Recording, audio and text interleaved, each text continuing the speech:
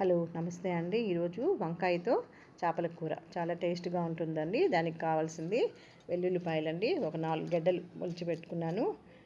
వంకాయలు ఈ విధంగా చిన్న చిన్నవి లేతగా ఉంటేనే తీసుకోండి. పెద్ద సైజు అంటే 1, 2 వేసుకోండి. చింతపండు 100 గ్రాముల చింతపండు నానబెట్టుకున్నాను. 1.5 కిలో ఫిష్ బాగా పసుపు ఉప్పు వేసి క్లీన్ చేసి పెట్టుకోండి. టమాటాలు ఒక 5, 6, కరివేపాకు, కొత్తిమీర, అల్లము, ఆనియన్స్ అండి. దీనికి వంకాయలు ఎప్పుడు లేతగా ఉంటేనే తీసుకోండి. వీటికి బాగా పెద్ద సైజు ఉంటే కూడా వద్దు. నాకు చిన్న చిన్నవి దొరికాయి ఈరోజు. వాటితో ఈ కూర చేసి చూపిస్తాను. ఇది మా అమ్మ చేసేదండి. చాలా టేస్ట్గా ఉంటుంది.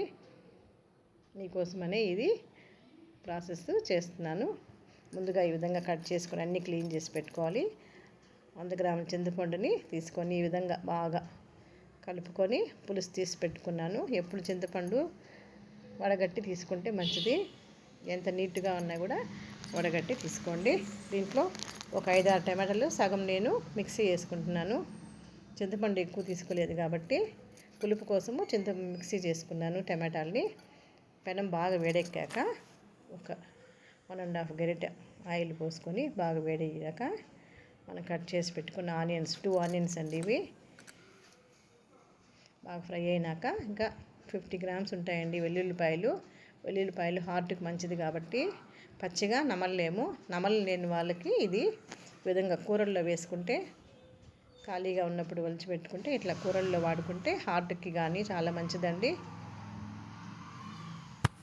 పచ్చివైతే మనం నమలలేము కదా చిన్నపిల్లలు. ఇట్లా టమాటాలు ఇంకా మిగిలిన టమాటాలు దీంట్లో వేసేసుకోండి. కరివేపాకు కొంచెము ఇవి బాగా మెత్తపడే వరకు ఆయిల్లో ఫ్రై చేసుకుందాము. బాగా మగ్గిపోవాలండి. వెల్లుల్లిపాయలు కూడా మనము పచ్చగా దంచుకోలేదు, పాయలుగా వేసాము.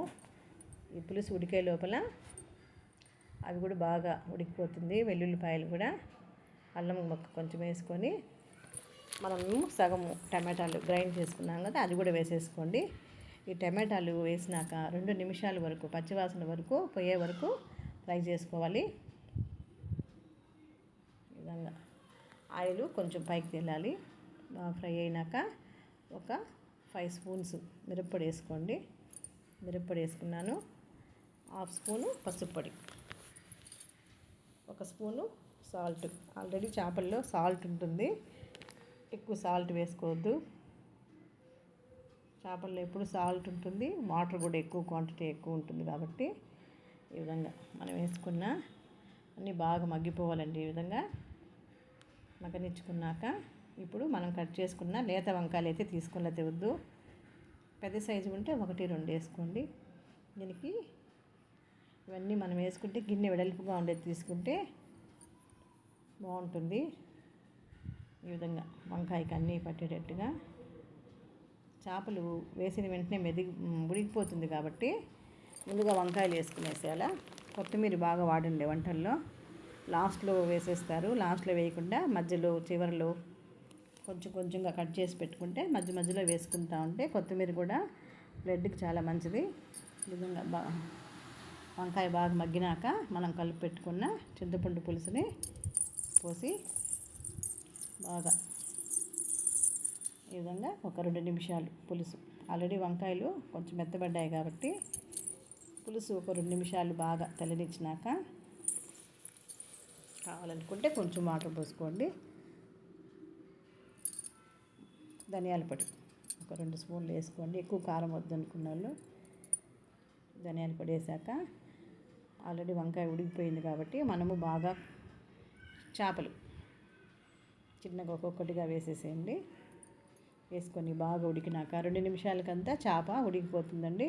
వంకాయ ఆల్రెడీ ఉడికిపోయింది కాబట్టి ఇప్పుడు ఎక్కువ ఉడికిపోయినాక చేపల్ని కలపకూడదు, చేప ఇరిగిపోతుందండి. చివరిలో వేయించుకున్న జీలకర్ర, మెంతుల పొడి వేసేసి 2 నిమిషాలు మూత పెడితే చేపల పులుసు రెడీ అండి. చాలా సింపుల్ ప్రాసెస్. ట్రై చేయండి, చాలా టేస్ట్గా ఉంటుంది. పాతకాలం వాళ్ళంతా ఈ విధంగా వంకాయ, మామిడికాయ వేసి చేపల పులుసు చేసేవాళ్ళు. ఆ ప్రాసెస్తో చేశాను. ట్రై చేయండి. చూడండి వంకాయలు అన్నీ బాగా ఉడికిపోయినాయి. ట్రై చేయండి, లైక్ చేయండి, షేర్ చేయండి. వంకాయ చేపల కూర.